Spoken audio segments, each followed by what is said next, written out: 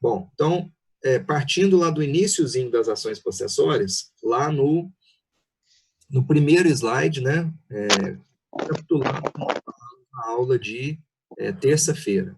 Nós vimos aonde a matéria está situada no código, né? Então, eu estava dizendo que nós vamos retomar, então, das ações possessórias, e nós vimos lá, estou no segundo slide, possessórias, aonde que a matéria está no quadro, no código, né? Ações possessórias previstas ali no artigo 554 ao 568 do código. Estou apenas recapitulando o que nós falamos na aula passada. Nós vimos em seguida o conceito do professor Humberto Teodoro Júnior, né? Nós conversamos em sala sobre a proteção que o direito oferece para a posse, né? Quem discute posse não discute propriedade, são dois institutos que têm proteção legal, tanto a propriedade quanto a posse. Nas ações possessórias, nós vimos que nós vamos discutir apenas posse, né? Em seguida, o item 2 do slide, nós vimos na terça-feira, não confundir ações possessórias com ações petitórias. Qual que é a diferença? Na ação possessória, por redundante que seja, né, a gente discute apenas posse, e nas ações petitórias nós discutimos propriedade, né?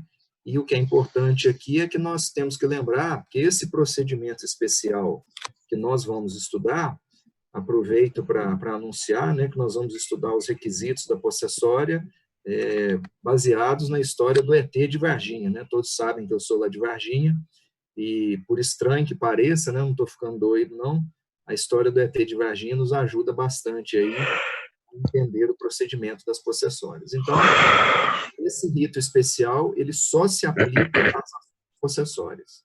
E quais são as ações possessórias? Estou no slide número 5, tá?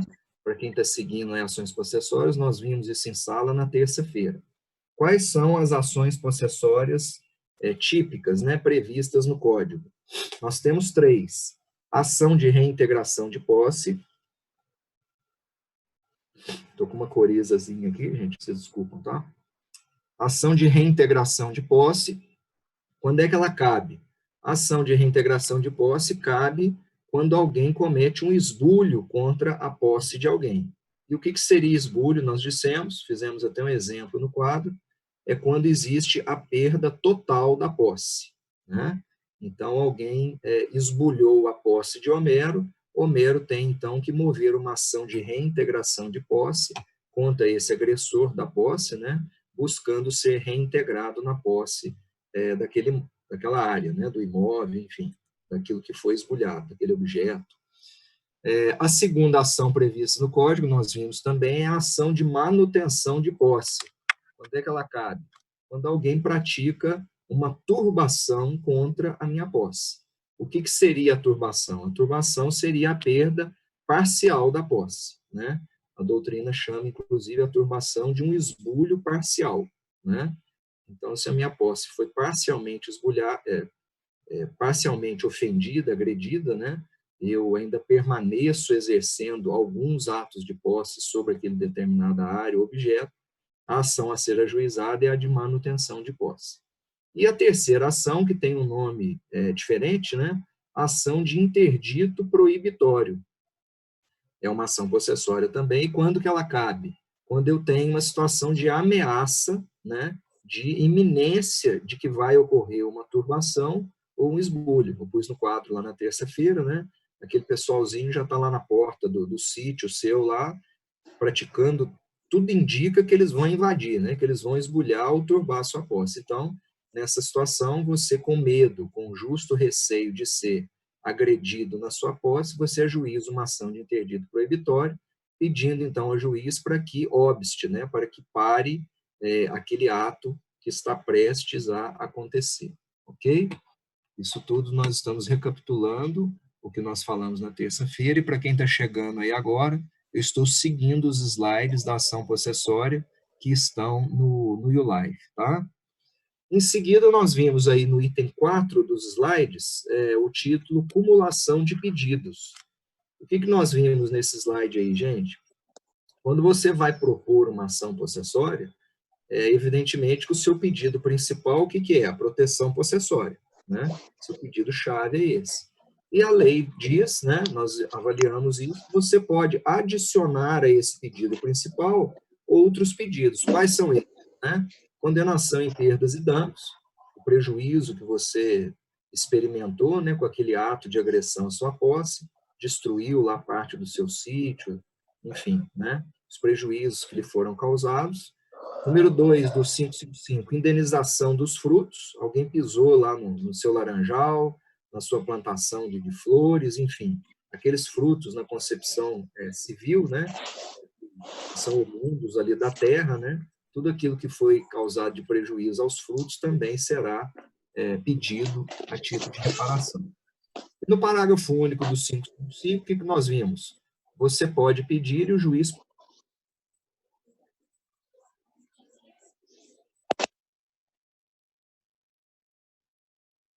combinatória. Alguém, me recordo, perguntou em sala, né, se seriam as astrentes. As astrentes, o que seria? Uma multa combinatória que o juiz fixa lá no despacho inicial da ação, e nós exemplificamos isso também, para evitar a nova ocorrência de esbulho ou turbação. Então, vocês vão se recordar que no despacho que eu coloquei no quadro lá, o juiz diria algo mais ou menos assim: para a hipótese de novo esbulho, né, o réu, você fica na sua aí, não esbulha de novo não, porque caso contrário, se você descumprir essa ordem, você vai incorrer em multa diária no valor ali de R$1.000, de 10.000. Nós também falamos o que o juiz leva em conta na hora de fixar essa multa, ok? Gabriela, bom dia, tem microfone ligado ainda? Eu estou ouvindo pouco ruído aqui, tá? E o Ítalo também pedindo para a galera desligar o microfone. Por enquanto, acho que está indo bem aqui. Qualquer coisa, vocês vão falando aqui no chat. Se tiver alguma dúvida também, tá, gente? Acena aqui no chat que a gente vai conversando.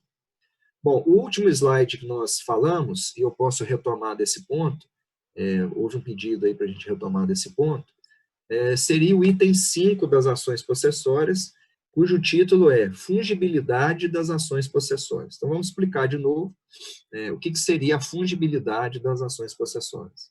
Qual é a ideia de fungibilidade? Né? Fungibilidade é quando eu posso trocar um pelo outro. Né? Lembra lá do direito civil, os bens fungíveis, né? Aqueles que admitem alguma espécie de substituição. Ao invés deste, eu aceito receber este. Então, qual que é o ponto de partida que eu dei com vocês na terça-feira? Quando você estudou fungibilidade recursal, deixa eu usar a lousa aqui, porque eu acho que ajuda. Olha que bacana, já temos 52 participantes, o pessoal está chegando aí. Olha aqui, ó. Imagina você que o juiz proferiu uma decisão aqui. O juiz proferiu uma decisão. E contra essa decisão, existe uma dúvida, tanto na doutrina quanto na jurisprudência, uma dúvida fundada, né? Ninguém sabe ao certo se contra essa decisão cabe agravo de instrumento, que é um recurso, né, que vocês já estudaram. Será que contra aquela decisão ali cabe agravo de instrumento, ou será que contra aquela decisão cabe apelação? Então, percebam, o juiz proferiu uma decisão, né, e você vai na doutrina, você não tem segurança, não tem certeza se contra aquela decisão o recurso cabível é o agravo ou é a apelação. Então, o que se aplica nessa situação? Né? Essa dúvida existe, repito, tanto na doutrina quanto na jurisprudência. Todo mundo tem dúvida qual que é o recurso que cabe ali naquela situação. Então, se caso você interpuser o agravo de instrumento e na hora que chegar no tribunal, o tribunal entender que o cabível era a apelação, o que o tribunal poderá fazer? Ele poderá aplicar o princípio da fungibilidade, né, que vocês estudaram, fungibilidade recursal, e aceitar o agravo de instrumento como se a apelação fosse.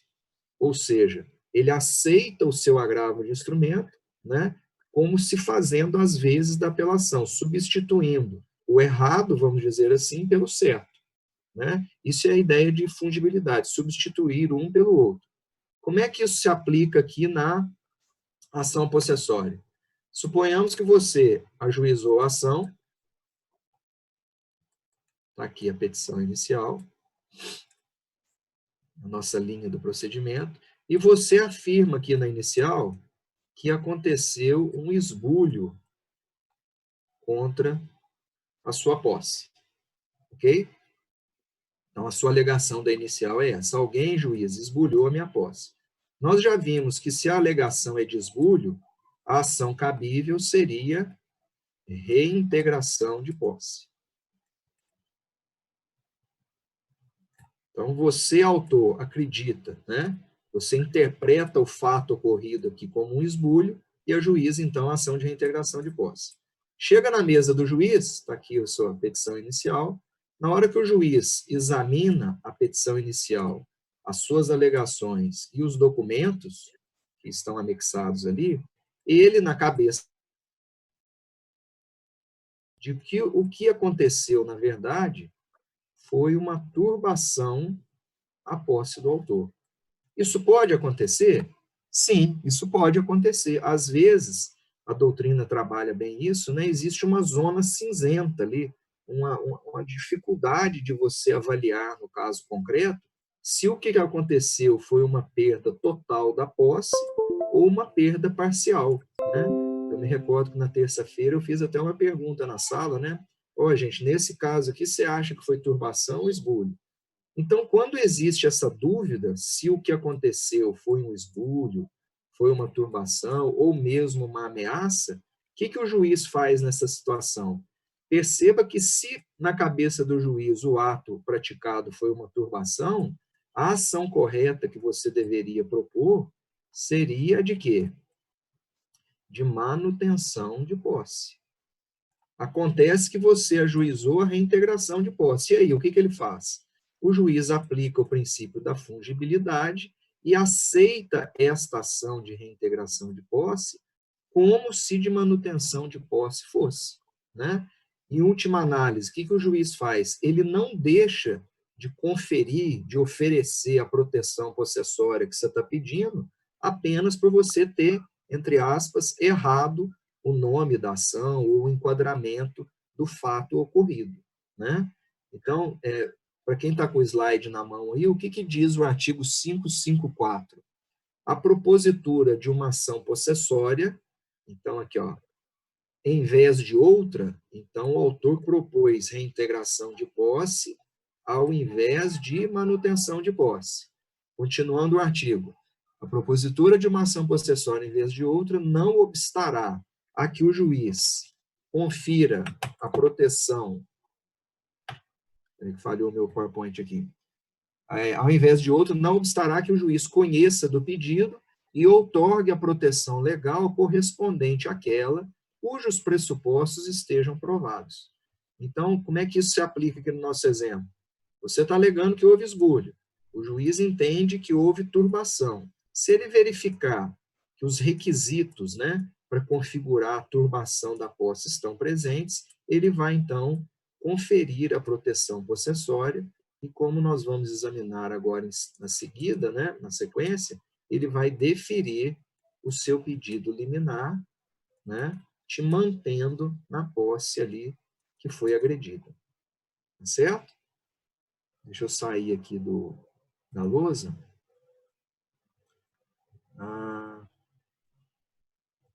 Ingrid, professor, se você entrar como anfitrião, você mesmo pode desligar o microfone de todo mundo. Me parece que os ruídos do microfone melhoraram. Me dá um feedback aí no chat. Pelo menos no meu ambiente aqui, tá tranquilo. Vocês estão me ouvindo? Eu continuo online aí. O Thales tá normal. Giovanni aqui tranquilo. Leandro agora sim, tá de boa. Pedro. Gabriel normal. Sim, tudo ok. Ótimo. De boa. Murilo, Ana Maria, Samara, tudo ok. Maravilha, gente. Então parece que estamos caminhando bem. Qualquer situação anômala aí, vocês me falam que a gente vai ajustando. Então, para quem perguntou, né, sobre a fungibilidade, ficou claro aí, gente? Princípio da fungibilidade? Sim? Eu na câmera mesmo, na câmera propriamente dita, eu só estou vendo o Gladstone e deixa eu ver quem mais. Só o Gladstone que está aparecendo na câmera aqui para mim. Não sei se os outros estão com a câmera desligada ou não está funcionando. Nos outros quadrinhos aqui eu só vejo a foto do pessoal. Estou vendo a Ana Maria agora. E Ana Maria, se vocês puderem, aí vocês ligam a câmera, tá, gente? Menos aqueles que estão de pijama, né, obviamente. Para a gente... Ontem à noite teve uma aluna que falou assim, não vou ligar minha câmera, não, porque eu já estou de pijama, com meu ursinho de pelúcia aqui, então melhor não ligar, não. Mas é bacana a câmera, porque a gente sente um pouco mais a presença da turma aí, beleza? Câmera desligada, Thiago, acabamos de acordar, estamos acordando, deixa desligado, tranquilo, não tem problema não. Então, parece que está todo mundo acompanhando, vamos seguir então. Passando ao próximo slide, nós temos uma situação, estou no slide de item número 6, é o 8º slide das ações possessórias, que vai cuidar de uma matéria que é nova, né, no Código de Processo Civil de 2015. Como assim nova? Ela não existia no Código Velho. Existe uma tendência, né, apesar do Código já ter aí seu tempo de vigência, existe uma tendência de que essas matérias mais novas sejam mais cobradas. Do que eu estou falando? Das ações possessórias com litisconsórcio passivo extenso, né? Então, vamos voltar no quadro aqui, ó. Vamos voltar no quadro aqui, né? Imagina que você tem alguém, e essa situação é um tanto quanto comum, né, na mídia aí, nos jornais, enfim, alguém dizendo que muitas pessoas, vamos supor, aqueles movimentos do sem terra, né, uma situação que a gente vê acontecer na prática, né?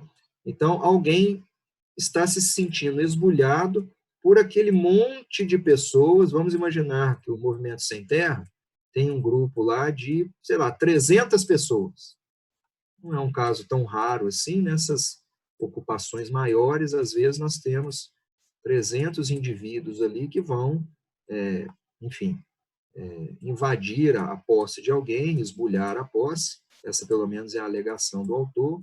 Então nós temos aqui um grande número de pessoas que esbulharam a posse daquele determinado sujeito. Vou dar um nome para esse cara aqui, ó. O André, então, está alegando, que foi esbulhado na sua posse por esse monte de gente aqui. Beleza. Então, ele vai propor, como nós já sabemos, no caso de esbulho, ele vai propor uma ação de reintegração de posse, contra essas pessoas que esbulharam a posse dele, ok? Então, o primeiro problema que surge é, como é que ele vai descobrir o nome de todo esse pessoal aqui? Nome, profissão, qualificação, enfim. O problema já começa por aí. Então, normalmente, o que aparece no cabeçalho da petição inicial de uma ação dessa natureza? Normalmente, esses movimentos têm 1 ou 2 ou 3, né, líderes. E o nome desses líderes ele é conhecido.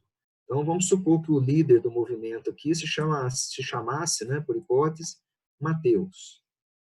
Então, às vezes as pessoas perguntam, né, como é que ficaria o cabeçalho dessa petição inicial? Então, o André ele se qualifica, vem propor a ação de reintegração de posse em face de Mateus, ou seja, ele vai citar o nome das pessoas que ele conseguiu identificar ali, né, e dizer assim, em face de Mateus, de fulano de tal, e das demais pessoas que compõem o movimento tal e que me causaram o esbulho, ou seja, você não tem meios de nominar todo mundo, você vai generalizar, né? Você cita o nome da pessoa que você sabe, em relação aos demais, você generaliza. Isso é admitido, né, tranquilamente pela jurisprudência, porque você realmente não tem condição de nominar todo mundo.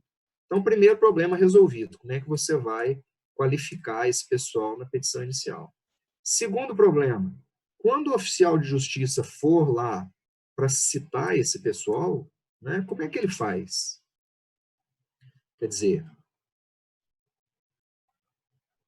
ó, quem tem gente pequena em casa tem copo da Moana, tá? Ó, para quem conhece o desenho, esse aqui é o Maui, né, gente? Tá aqui a Moana, tem 2 baixinhas aqui em casa, então os copos são os mais lúdicos possíveis, né? Muito bem. Então, olha aqui. Como é que o oficial de justiça, então, vai citar esse pessoal aqui para os termos da ação? Nós vamos examinar no artigo ali daqui a pouco, no 554, né? E o que o 554 diz? O oficial de justiça vai comparecer ao local aqui do litígio uma única vez. Ele vai lá uma única vez. Estando lá nesta vez, né, o oficial de justiça vai citar pessoalmente, cita pessoalmente, todas aquelas pessoas que ele encontrar. Então, olha aqui. Deixa eu aprimorar meus skills aqui com o... Queria mudar a cor aqui do lápis. Aqui, ó. Só um instantinho. Fonte. Estou aprendendo aqui ao vivo, hein, gente? Então, um pouquinho de paciência aí. Formato. Bom, não estou achando aqui a mudança de cor, mas enfim, não tem problema não. O que o oficial de justiça vai fazer, então? Olha aqui. Olha que eu perdi o jeito de escrever aqui. Draw. Não. Só um instantinho, por favor, gente, que eu estou voltando aqui na ferramenta de escrever. Estou me adaptando aqui. Draw. Deixa eu ver se eu volto aqui e eu consigo escrever de novo. Não sei se aparece para vocês aí os botõezinhos que eu estou clicando. Eu estou voltando aqui para voltar a escrever. Mas, enfim, não tem problema não. Quando o oficial de justiça vai citar essas pessoas, resgatando a ideia, então, ele vai comparecer ao local uma única vez e vai citar pessoalmente aquelas pessoas que ele encontrarem. E os demais, gente, serão citados por edital, né? Serão citados por edital, que é aquele mecanismo de citação que você estudou, né? Ele vai publicar, então, esses editais em jornais de grande circulação, né? Na imprensa oficial também, para dar conhecimento a todas essas pessoas da existência da ação. Vamos ver como é que isso aparece no artigo? Artigo 554 do Código. Olha lá. 554, parágrafo 1º. Estou no slide de número 6 aí das ações processuais. Então, acompanhe comigo, por favor. Quem não tem o slide, abre o código aí no 554. Puxa lá a lei do Planalto. Você sabe como é que puxa leis hiperatualizadas no Google? Devem saber, né? Você abre o Google, coloca a letra L. Aqui, ó. Você vai lá no Google. Está lá o espaço do Google. Você coloca a letra L. Qual que é o número da lei do Código de Processo Civil? Lei 13.105. Então, se você digitar o Lzinho de lei e juntinho dela o número da lei que você precisa, você dá um Enter lá, o primeiro resultado que aparece é a lei hiperatualizada, né, do Planalto. Eu uso muito isso, tá, porque a legislação muda demais e às vezes se você não acompanha determinadas leis específicas, né, não seria o caso do CPC, mas em outros casos aqui ajuda bastante que você tenha acesso aos dispositivos o mais atualizado possível. Então, você já fez isso, foi lá na Lei 13.105 e vai acompanhar com a gente aí o artigo 554. Parágrafo 1º. No caso de ação possessória em que figure no polo passivo grande número de pessoas, é o nosso caso, serão feitas a citação pessoal dos ocupantes que forem encontrados no local. É o que nós dissemos, o oficial de justiça vai lá uma única vez, cita pessoalmente aqueles que ele encontrou. Vai imaginando a cena lá, daquele caso hipotético que nós demos do MST, que, enfim, ingressou numa determinada fazenda lá. Seguindo, e a citação por edital dos demais. Então, os que ele não conseguiu citar, daqueles 300, ele encontrou lá 25, citou pessoalmente, os outros 275 serão citados por edital. Continuando o artigo, determinando-se ainda a intimação do Ministério Público, Então, grifa isso aí, porque o Ministério Público tem intervenção obrigatória nesse tipo de ação. Tá? Qual ação? Ação possessória com grande número de pessoas no polo passivo. E aí você me pergunta, Homero, qual o número? 10, 15, 20, 100? A lei não especificou, tá, gente? Então, grande número de pessoas no polo passivo vai depender de um critério subjetivo do juiz. Também não vi na jurisprudência ainda eles determinando assim, a partir de 10 já se considera grande número.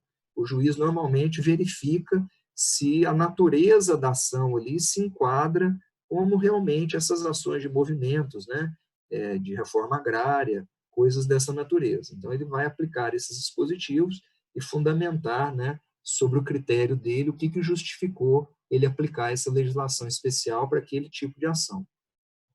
Então, se ele aplicar esse regramento específico, lembrar que o Ministério Público sempre intervém nesse tipo de ação, sob pena de nulidade, e continuando no finalzinho do parágrafo 1º. E se envolver pessoas em situação de hipossuficiência econômica, da Defensoria Pública. Então, como regra, esses tipos de ação vão contar com a presença do MP, que sempre intervém, sempre, né? E da Defensoria Pública, quando houver uma situação de hipossuficiência. O que é isso? Quando a pessoa for mais carente de recursos, né? Carente de conhecimento, né? Carente de informação sobre aquele tipo de litígio ali. E como vocês sabem, né? Esses movimentos normalmente envolvem pessoas que se enquadram no conceito de hipossuficiência. Então, na prática, esse tipo de ação conta sempre com a intervenção do MP, como fiscal da lei, né, como custos legis, e da Defensoria Pública para também colaborar para a proteção, né, dos direitos que esses indivíduos tenham, possam vir a ter, ok? Mas lembra, pela lei é obrigatório só o MP. Defensoria não é sempre obrigatório, é quando houver a situação de hipossuficiência, ok? Dá uma olhadinha no chat aqui. Luiz, autoestima que eu queria ter às 8, kkkk. Murilo, se preserve, beleza, o pessoal está trocando uma ideia aí. Parágrafo 2º do 554. Para fim da citação pessoal prevista no parágrafo 1º, o oficial de justiça procurará os ocupantes no local por uma única vez, é o que eu coloquei lá no quadro, citando-se por edital os que não forem encontrados. Então, reforçando a ideia, o oficial de justiça vai uma única vez no local, cita os que encontrar, os demais por edital. Agora, o parágrafo 3º, gente, é interessante. Eu vou ler o dispositivo e eu explico em seguida. O juiz deverá determinar que se dê ampla publicidade da existência da ação prevista no parágrafo 1º e dos respectivos prazos processuais, podendo, para tanto, valer-se de anúncios em jornal ou rádio locais, da publicação de cartazes na região do conflito e de outros meios. Então, se você ler com calma aí o parágrafo 3º, o que você vai perceber? Nós que estamos aqui na região sudeste, gente, e em particular nós que estamos aqui em Belo Horizonte, que é uma metrópole, né? Nós temos uma região metropolitana aqui gigantesca, nós somos privilegiados, porque tudo aqui é muito fácil em termos de acesso, todo mundo conversa, todo mundo tem internet, todo mundo tem acesso à informação. Mas para pensar, essa não é a realidade do nosso Brasilzão aí, que é gigantesco, né?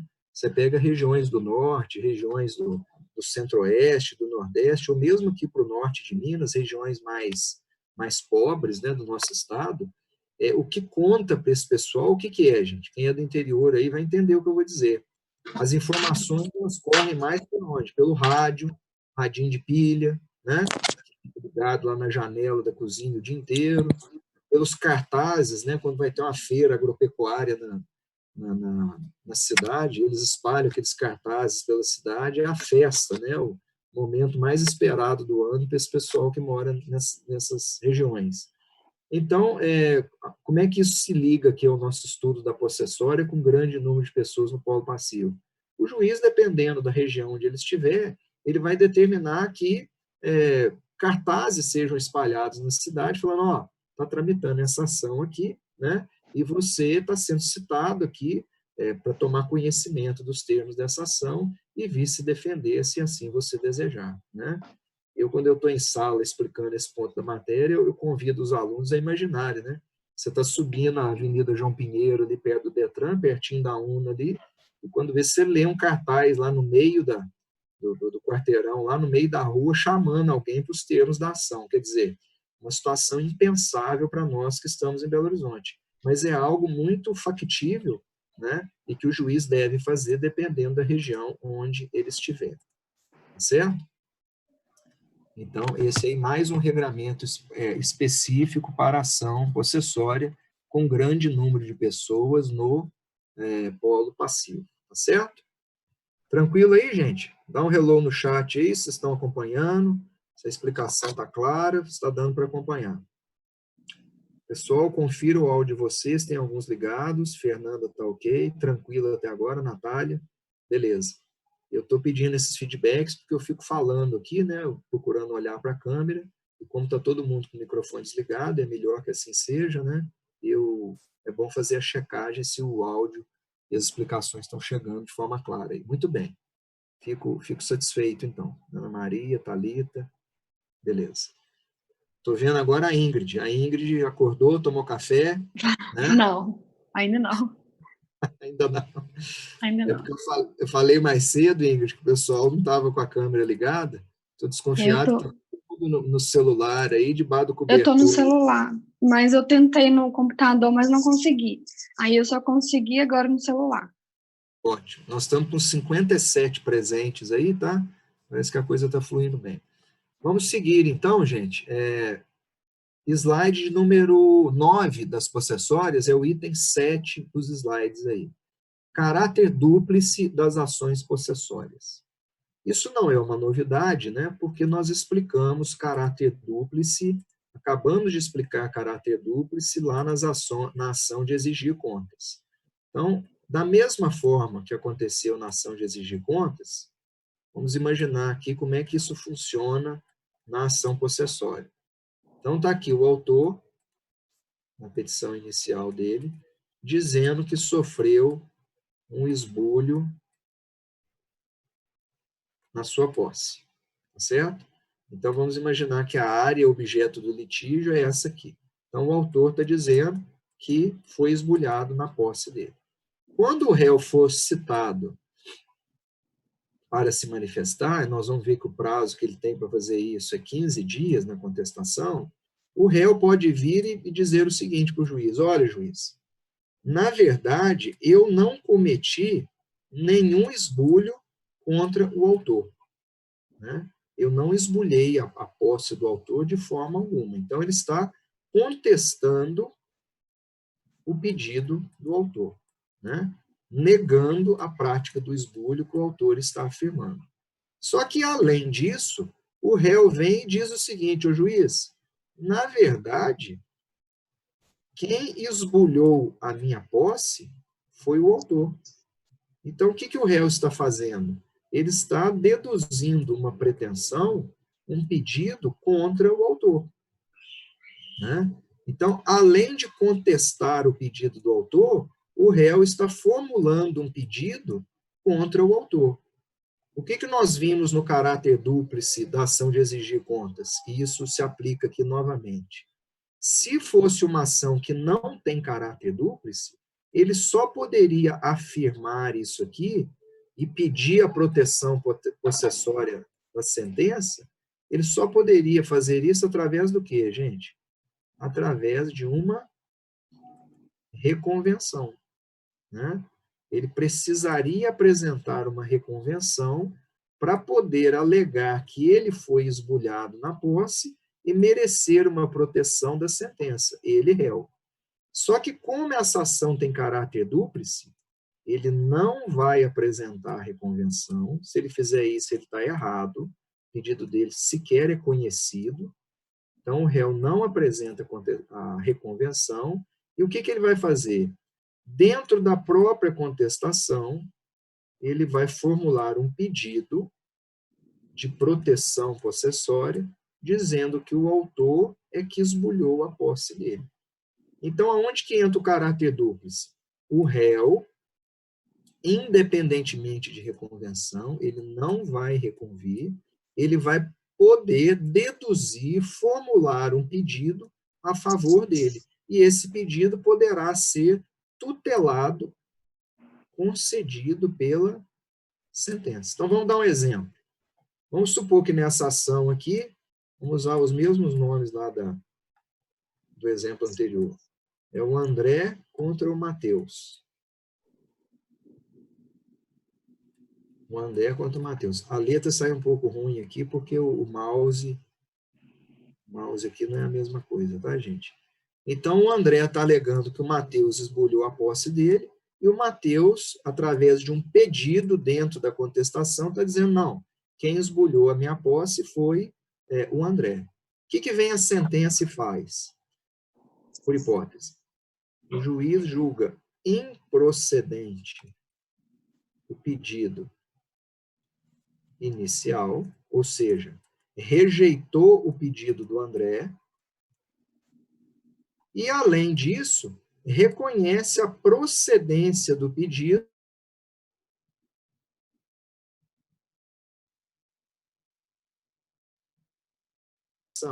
Então, ele acolhe ou julga procedente, né, o pedido do Matheus, que foi feito lá dentro da contestação, e determina que o André, né, saia lá afaste-se, né, da posse do Matheus, a fim de que Matheus seja reintegrado aqui na posse do objeto do litígio.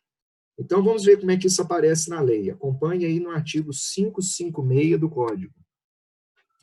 É lícita ao réu, então vamos identificar aqui, ó, é permitida ao réu Matheus, na contestação, alegando que foi o ofendido em sua posse, ele, Matheus, está alegando que o André agrediu a posse dele, através de um esbulho, demandar, né? Demandar no sentido de pedir proteção possessória e a indenização pelos prejuízos resultantes da turbação ou do esbulho cometido por quem? Pelo autor. Então, esse é o caráter dúplice, né? Que eu expliquei em sala. Ó. Você tem aqui o autor e você tem aqui o réu. Né?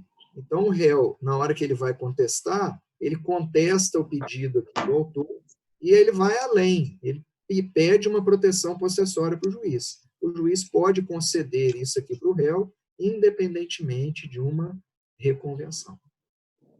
Ficou claro aí, gente? Acho que ficou mais fácil porque a gente tinha acabado de ver isso na ação de exigir contas. Certo? Muito bem. A aula está ok, tranquilo, professor. Claudinei, sim, beleza. Feedback é importante. Ninguém fez perguntas até agora, tá, gente? Eu estou presumindo que está dando para acompanhar e que está ficando claro. Se tiver alguma dúvida, se quiser que pare, que explique de novo, eu estou aqui à disposição, ok? Vamos seguir. Se ninguém falou nada, eu estou presumindo que a informação está chegando aí para vocês. Muito bem. Próximo slide, Pedro, tudo certo? Obrigado, Pedro. Item 8 dos slides aí. Vedação à ação dominial na pendência de processo possessório. Né? A redação desse artigo é um pouco truncada, ela não Ana, explica o caráter duplo novamente, por favor. Explico sim. Olha aqui, Ana, né? Acho que é Ana. Ana, é o seguinte. Vamos voltar aqui no caráter dúplice que chama, tá? No caráter dúplice. Quando é que a ação tem caráter dúplice? Eu passei o conceito disso para vocês na ação de exigir contas, e o que eu disse lá? Uma ação tem caráter dúplice quando o réu, independentemente de reconvenção, o que é a reconvenção? É o contra-ataque que o réu faz ao autor de uma ação através de uma peça que se chama reconvenção. Só para você lembrar, onde que essa reconvenção aparece? Dentro da contestação que o réu apresenta, Ele, no primeiro momento, vai contestar o pedido do autor e, vamos dizer assim, uma segunda parte da peça dele, ele vai pôr um título lá, reconvenção, e vai deduzir, então, a pretensão que ele tem contra o autor. Então, você tem dentro da peça de defesa, né, uma contestação e uma reconvenção, ok? Quando é que uma ação tem caráter dúplice? Quando o réu, independentemente de reconvenção, pode formular, dentro da própria contestação, eu não falei reconvenção, dentro da própria contestação, um pedido a seu favor. Porque olha só que coisa curiosa. Eu falei isso em sala na terça-feira, talvez ajude a compreender, gente. Qual que é o melhor cenário para um réu? Imagina que você é réu de uma ação, certo? O que de melhor pode acontecer para você nessa ação? O pedido do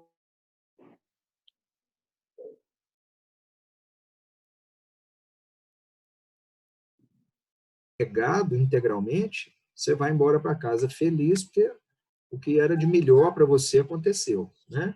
Agora, existem situações em que o réu quer mais do que a improcedência do pedido inicial.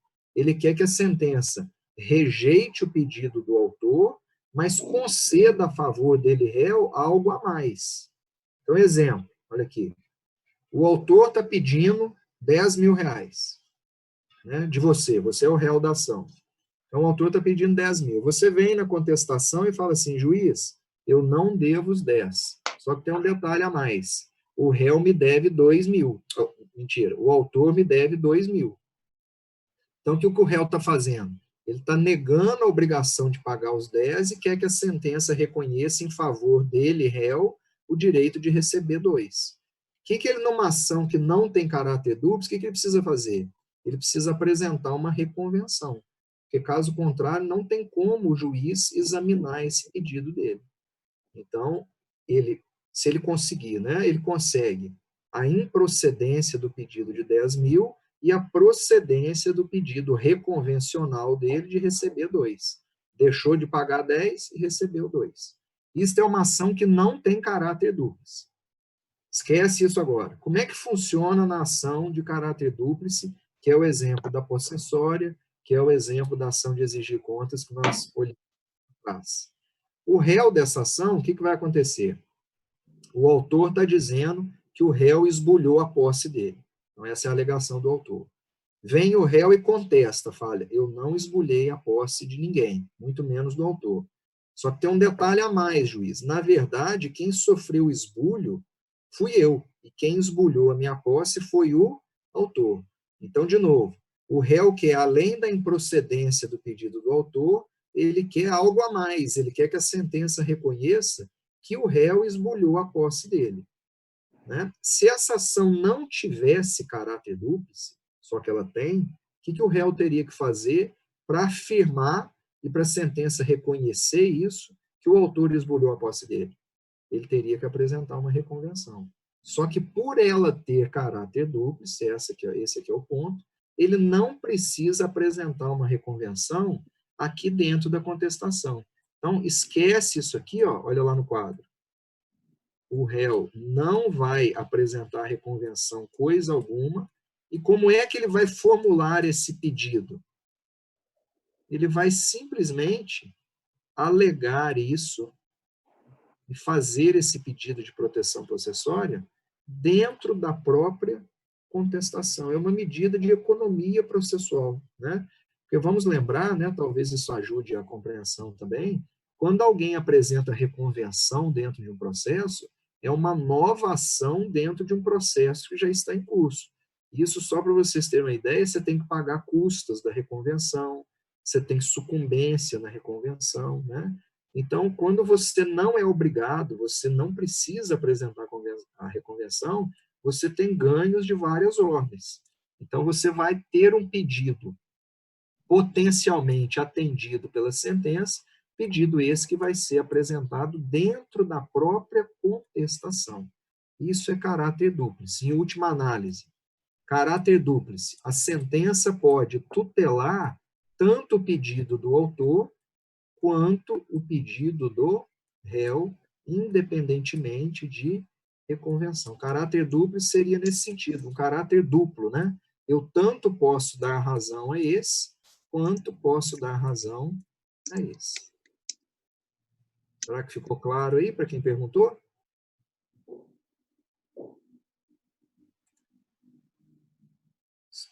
A Ana que perguntou, salvo engano, é a Ana, né? Ok. Beleza.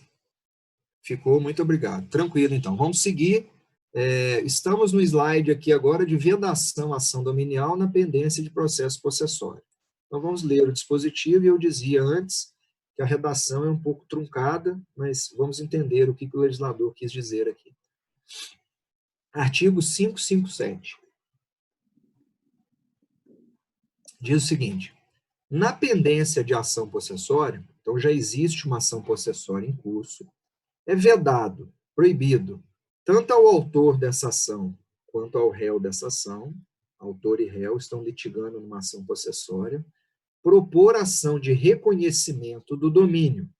Então, olha, eu já tenho um litígio de ação possessória, autor contra réu, como eu disse no início, quem discute posse não discute propriedade. Então, se esses dois indivíduos aqui já estão brigando sob a alegação de posse, eles não podem ajuizar, enquanto essa ação não terminar, uma ação para discutir propriedade entre os dois.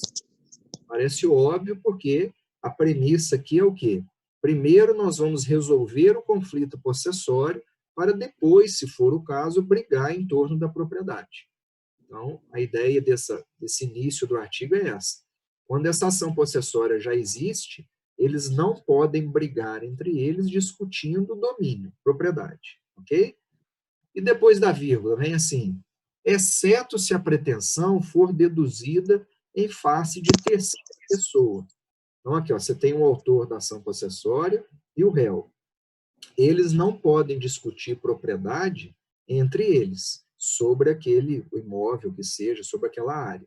Mas é natural que eles possam discutir propriedade, por exemplo, o réu quer discutir a propriedade daquele imóvel em relação a um terceiro, que não integra essa ação original aqui. Isso não é vedado pela lei, né? Quem está no conflito possessório não pode, enquanto esse não terminar, discutir propriedade entre autor e réu. Mas o autor e o réu podem, eventualmente, discutir propriedade em relação a uma terceira pessoa. Parágrafo único. Não obsta, não impede a manutenção ou a reintegração de posse, a alegação de propriedade. Seguindo, então, parágrafo único do artigo 557. Não obsta a manutenção... Esse negócio do microfone aberto, eu estou lembrando de uma situação que aconteceu na aula do professor. Parece que a aluna caiu da cadeira onde ela estava assistindo a videoaula, só para dar uma quebrada aqui, gente. Na aula é bom porque a gente faz umas paradas, né, conta uns casos, no vídeo eu ainda vou ambientando com isso, né? Mas só para dar uma quebrada, parece que a aluna estava assistindo o vídeo e não sei o que aconteceu com a cadeira dela, ela foi no chão, assim, ela começou a xingar, tudo quanto é palavrão que vinha na cabeça dela, ela xingava. Não sei se ela machucou, deve ter machucado. O microfone estava aberto e a galera ouvindo o xingatório, sabe? Aí vocês imaginam a situação, isso aí acontece. Vamos voltar, então, lá para o parágrafo único do 557. Não obsta a manutenção ou a reintegração de posse, a alegação de propriedade ou de outro direito sobre a coisa. O negócio é o seguinte: um erro muito frequente que a gente encontra nas ações possessórias, já passaram várias ações possessórias pela minha mão lá no tribunal, o que acontece? O pessoal tem uma dificuldade de entender aquela premissa base, ou seja, quem discute posse não discute propriedade. Então, um erro muito comum que tem em ação possessória é o sujeito, o autor da ação, pedir a proteção possessória baseada em domínio.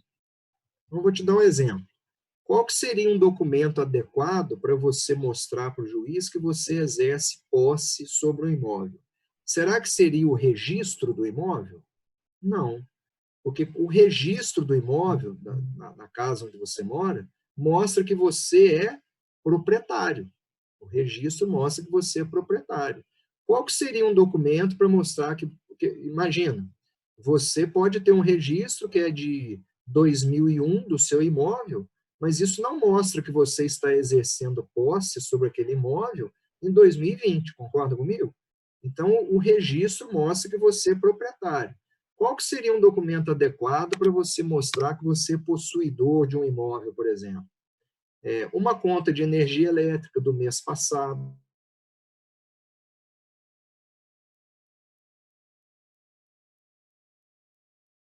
que nós vamos ver na frente, é de muita valia na ação possessória.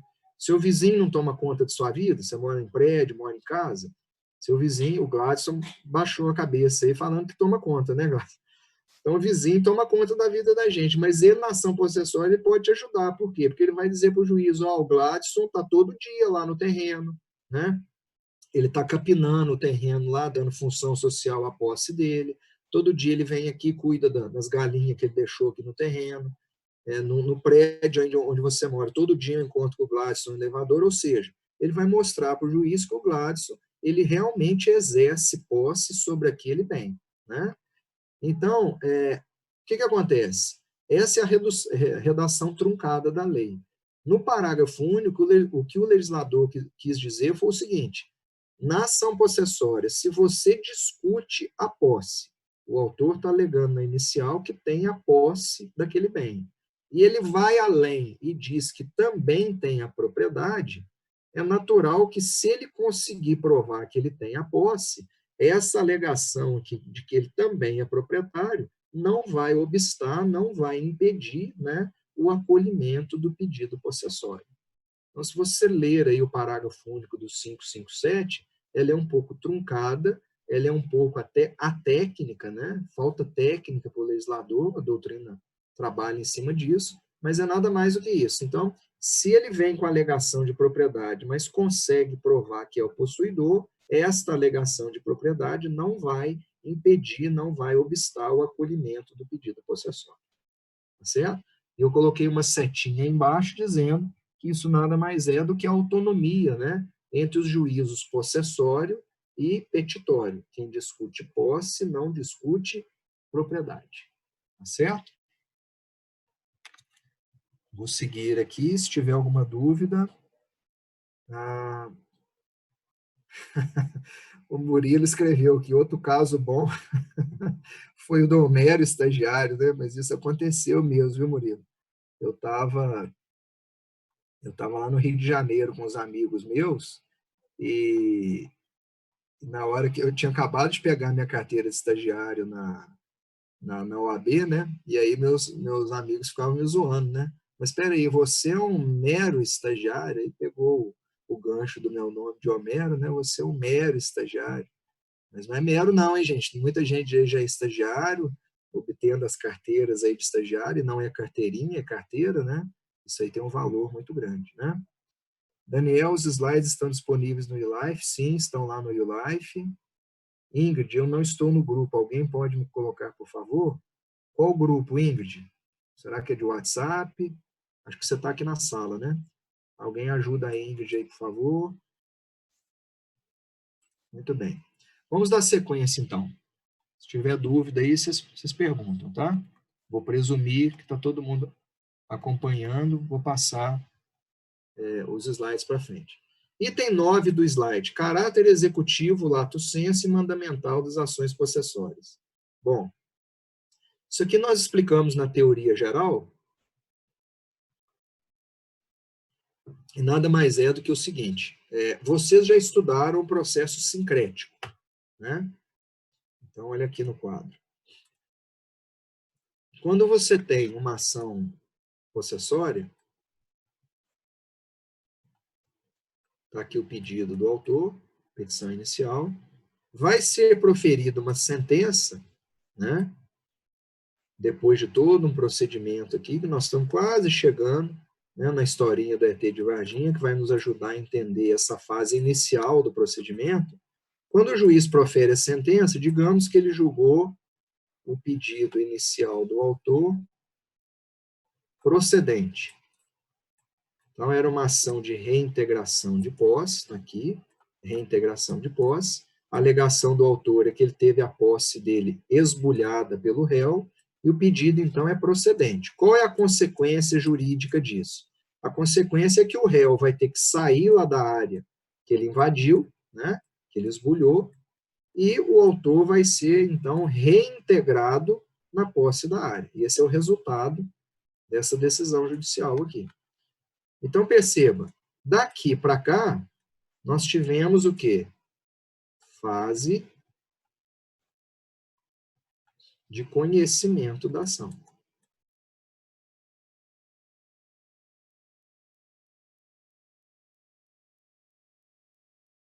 Acertamento do direito. Então, olha aqui, na sentença o juiz veio e falou, olha, quem tem razão nessa história aqui é o autor e ele deve ser reintegrado na posse do imóvel.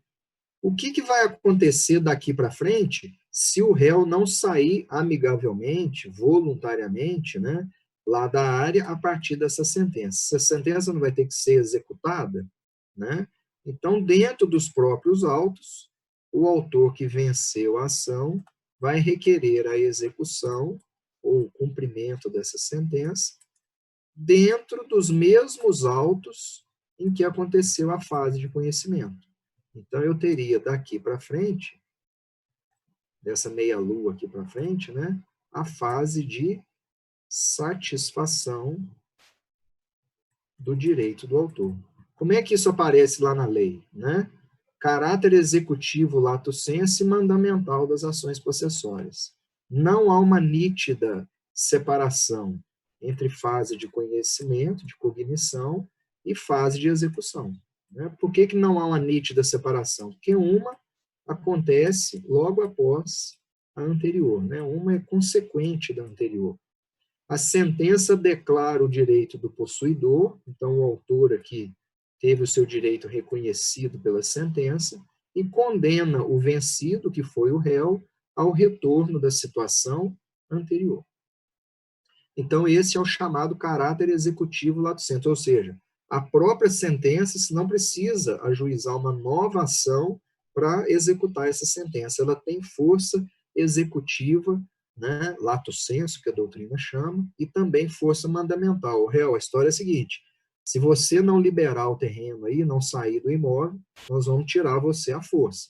Aí vai trator para derrubar a casa, vai polícia para tirar o pessoal à força, como a gente vê aí às vezes acontecendo na prática. Certo? Então essa aí seria a explicação para o item 9 do nosso slide. Ok?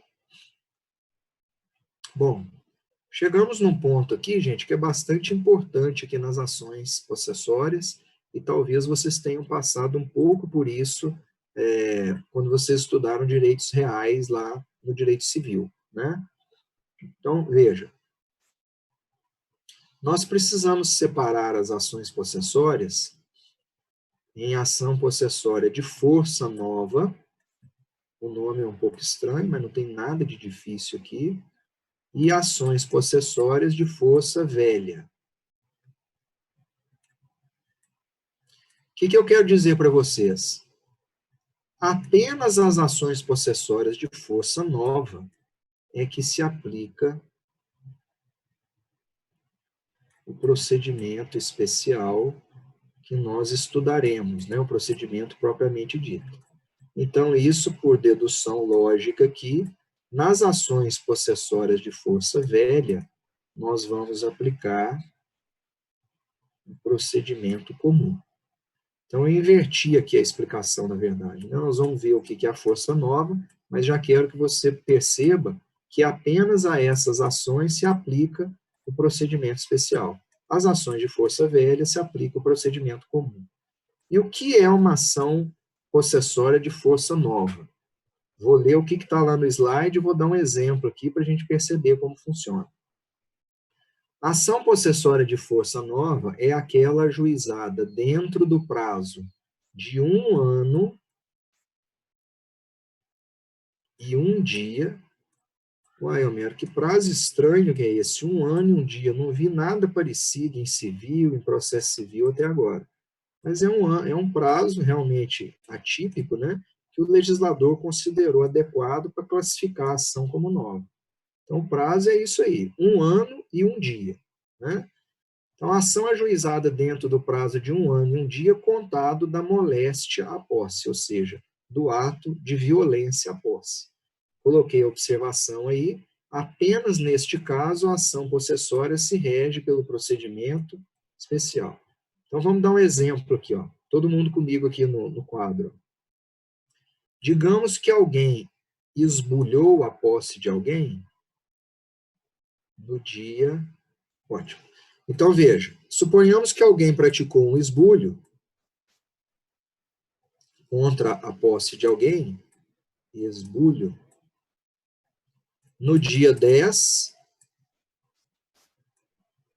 do 11 de 2019.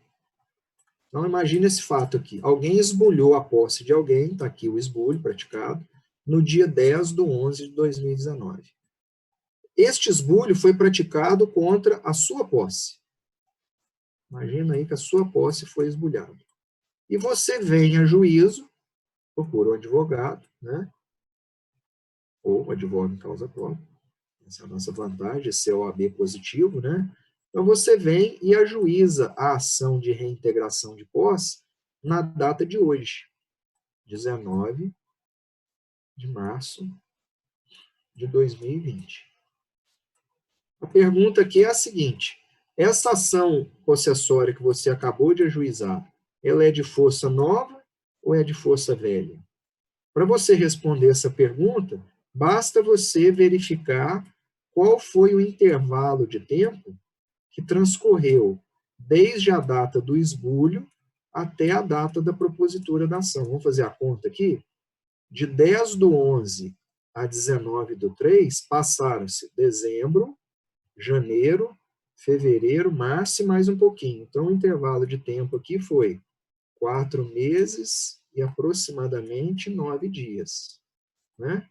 Então, veja, a ação de força nova é aquela que acontece no intervalo de tempo igual ou inferior a 1 ano e 1 dia do ato de moléstia à posse. Então, como o prazo aqui é menor do que 1 ano e 1 dia, esta ação é seguramente uma ação possessória de força nova. E por ela ser de força nova, a ela vai se aplicar o procedimento especial que nós vamos explicar em detalhes na sequência. Vamos dar um exemplo agora de uma ação possessória de força velha. Digamos que alguém turbou a posse de alguém, mudou o exemplo aqui, né? O ato não é mais esbulho, é turbação. A turbação ocorreu no dia 8 de março de 2019. 8 de março de 2019. Este alguém que teve a posse turbada ajuizou a ação no mesmo dia que o exemplo aqui de cima, que foi hoje, ó, 19 de março de 2020. Vamos fazer a mesma pergunta. Esta ação aqui seria uma ação de manutenção de posse, porque o ato de moléstia à posse foi uma turbação. Então, esta ação de manutenção de posse, ela é de força nova ou é de força velha? Não basta a gente fazer a contagem do prazo aqui, entre o ato de moléstia à posse até o ajuizamento. Aqui passou um pouquinho mais de 1 ano e 1 dia, né? Nós tivemos aqui 1 ano e 11 dias aproximadamente, né? Então, como o prazo é maior do que 1 ano e 1 dia, eu posso afirmar que esta ação aqui é uma ação possessória de força velha. Portanto, a ela se aplica, desde o iniciozinho dela, o procedimento comum e não o procedimento especial que nós vamos detalhar agora. Tudo bem, gente? Ação possessória de força nova e força velha. Muito bem.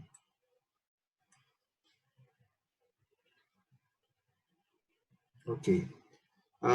Item 10, então. Ação possessória de força nova, eu já li aí a definição. A ação possessória de força velha. A ação não perde o caráter possessório. A ação possessória de força velha, ela continuará sendo uma ação que comporta apenas discussão sobre posse, mas ela se rege pelo procedimento comum, né? Como é que a lei trata isso? Veja aí o artigo 558, ou no slide, ou no código aí que você tem em mãos. Artigo 558 do CPC.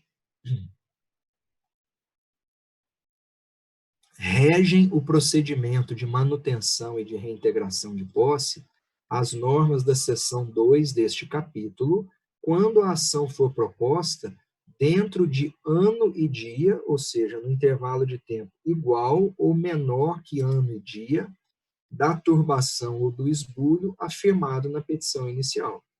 Então, é o que eu mostrei lá no quadro, né?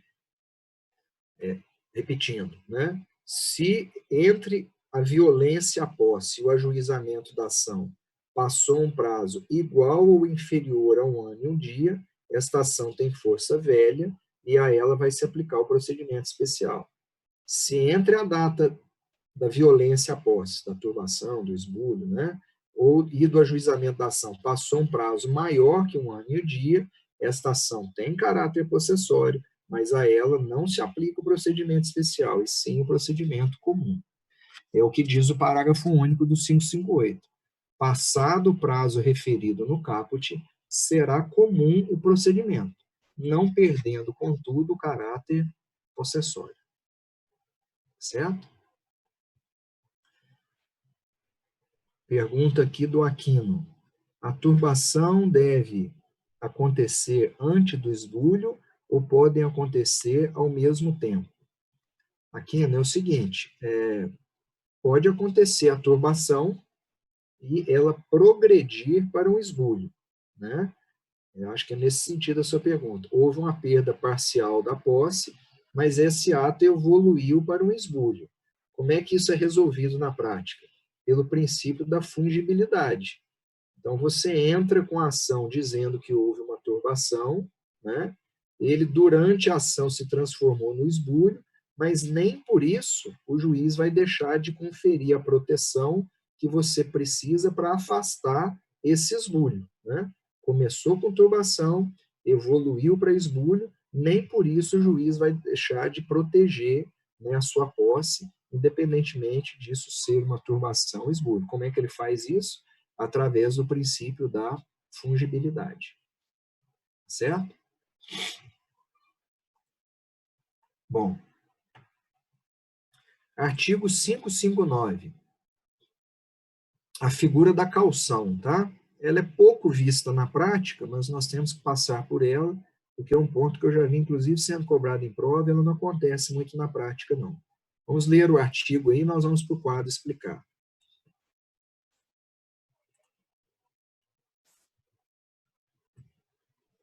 Olha aqui. Se o réu provar em qualquer tempo que o autor provisoriamente mantido ou reintegrado na posse carece de idoneidade financeira, então vamos dar uma paradinha aí antes da vírgula, vamos ver aqui no quadro do que o legislador está falando. Ó.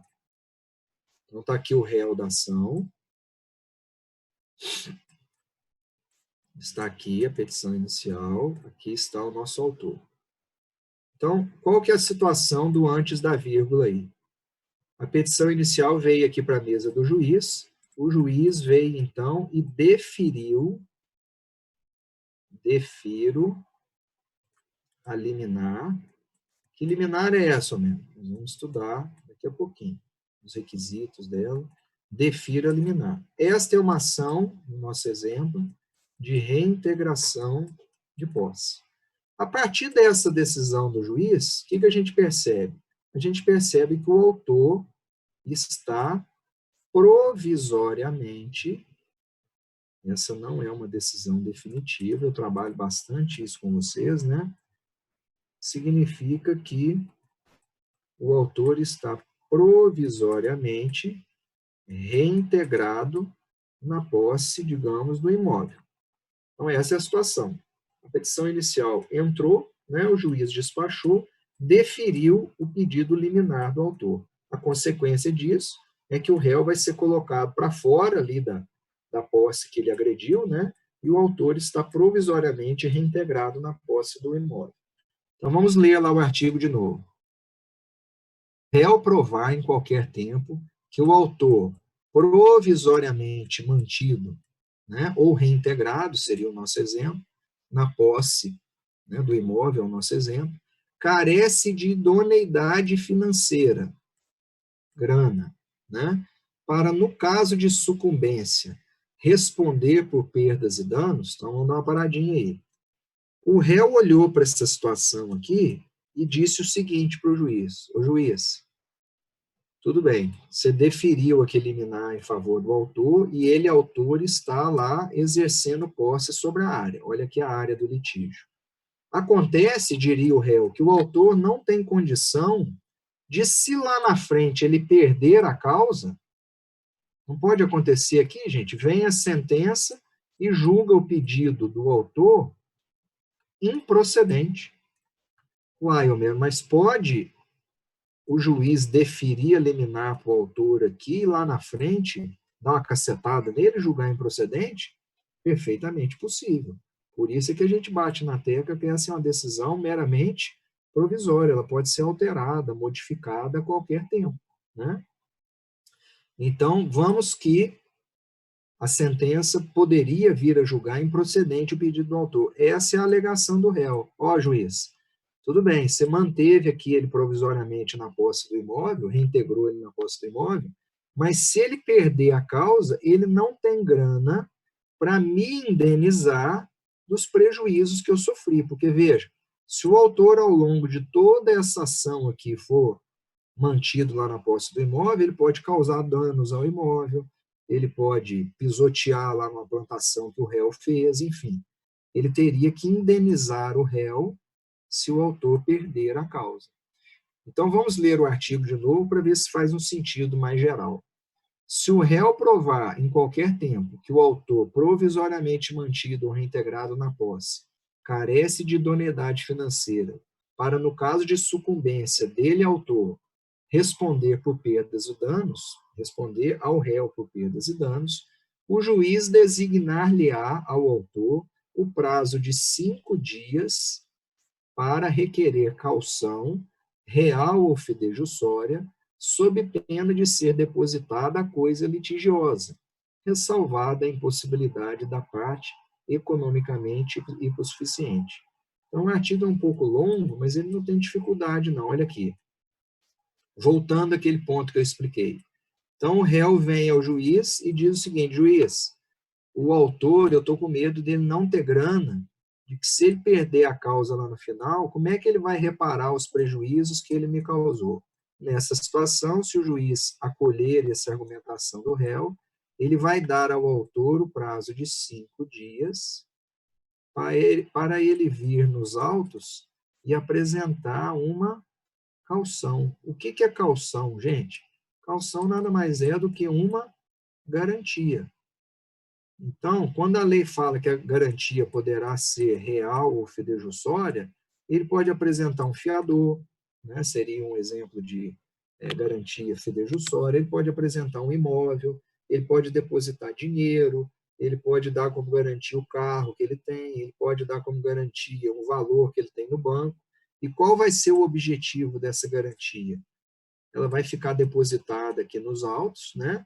Para que, se porventura lá no final o autor perder a ação, esse dinheiro, essa garantia que está depositada, servir de pagamento dos prejuízos que o réu sofreu.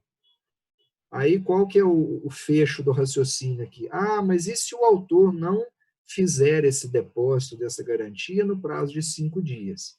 Então o juiz vai considerar que realmente ele apresenta um risco, né, para a satisfação desse direito de indenização aqui do réu do final, vai retirar a coisa das mãos dele, autor, e depositar essa coisa com alguém de confiança dele, do juiz, que seria o depositário. Então, a mecânica aqui é o seguinte: o juiz deferiu a liminar para o autor, ele está mantido lá na posse do imóvel. vem o réu e fala, o réu, o juiz, enquanto essa ação tramita, eu estou com medo de que se o autor lá na frente perder a ação, ele não vai ter grana para me indenizar. Então, o juiz, se ele acolher essa alegação do réu, ele intima o autor para, em 5 dias, oferecer uma garantia nos autos. Se ele não apresenta essa garantia em 5 dias, ele tira a coisa da mão do autor, coloca na mão do depositário, para essa coisa não se deteriorar, não se perder, né? E lá no final, conforme o resultado da sentença, ele entrega a coisa ou para o réu ou para o autor. No finalzinho do artigo está escrito assim, ressalvada a impossibilidade da parte economicamente hipossuficiente. Então, se o autor for economicamente hipossuficiente, o que é isso? Ele não tem condição de prestar garantia, né? Ele não tem de onde tirar recursos para apresentar essa garantia. Vocês vão de convir comigo que nessa situação o autor ficaria prejudicado, porque ele não tem de onde tirar, né? Então, se ele for economicamente hipossuficiente, essa exigência da caução não vai se aplicar em relação a ele. Em outras palavras, se o autor é economicamente hipossuficiente, ele vai permanecer na posse do bem até o final da sentença. Essa é a figura da caução aí na ação possessória. Certo? Como eu disse, é algo mais teórico, isso raramente você vê acontecer na prática. Nesses 20 anos de processo, aí eu confesso a vocês que eu vi uma única vez acontecendo. Certo? Muito bem. Tá dando para acompanhar aí, gente? Dá um alô no chat aí. A situação é um pouco estranha aqui, porque fica tudo calado, tudo quieto, né? O Ítalo, sim, sim. Tudo ok, da Bruna, Mariana, Samara. Maravilha. Ana Maria, obrigado pelo feedback aí. Bom, deixa eu ver aqui em que ponto que nós estamos. Nós temos mais 5 slides para a gente finalizar possessórias, e eu vou combinar com vocês o seguinte. Esse slide aqui do procedimento, é o número 12, ele é muito importante na matéria, e é exatamente nesse ponto que eu fiz aquela brincadeira, né, mas vocês vão ver que tem um sentido, da historinha lá do ET de Varginha, que ajuda a gente a compreender os requisitos da possessória. Como é uma explicação que é mais extensa, mais longa, é muito importante, eu vou dar uma parada aqui, tá? Para a gente, na próxima aula, retomar desse ponto, tá? Vamos retomar do slide número 12, e eu vou gastar um tempo para explicar para vocês, em detalhes, como é que é o procedimento especial das ações possessórias de força nova, tá? Então, para a gente não picar a explicação e eu acelerar aqui, nós já estamos falando meio que sem parar aqui, né, há um tempo mais longo, para não cansá-los também e a gente perder em ganho aí da explicação, a gente vai dar uma paradinha aqui e seguimos na próxima. Pode ser, pessoal? De adaptação, né, gente? Mas eu acho que fluiu bem pelos feedbacks que vocês foram dando aí ao longo da aula. O áudio estava ok, parece que a explicação foi satisfatória aí, o pessoal conseguiu acompanhar. Eu me recordo que alguém perguntou quais são os slides dessa aula. Vou deixar claro, ações possessórias, está lá no YouLife, tá? Eu me referi durante essa exposição aqui sobre os slides de ações possessórias. Fui fazendo a aula em cima dos slides, como a gente faz em sala, tá? Ok, Ingrid, está esclarecido. Obrigado, Ana Maria, eu que agradeço a atenção de todos aí, a participação. Então é isso, gente, vou me despedindo, eu não vou desligar o sistema não, porque algumas pessoas estão colocando presente, tá? Na sequência, vocês vão ter aula com o professor do segundo horário, eu vou ter que finalizar aqui a sala para que ele possa entrar no sistema, mas vou deixar mais uns minutinhos aí para o pessoal registrar a presença, tá joia? Muito obrigado a todos que estiveram presentes, vamos nos cuidar aí por causa desse coronavírus, que o assunto é muito sério, vamos fazer mais home office, né, ficar mais quieto em casa na medida do possível, para a gente colaborar aí para que tudo saia bem, tá joia?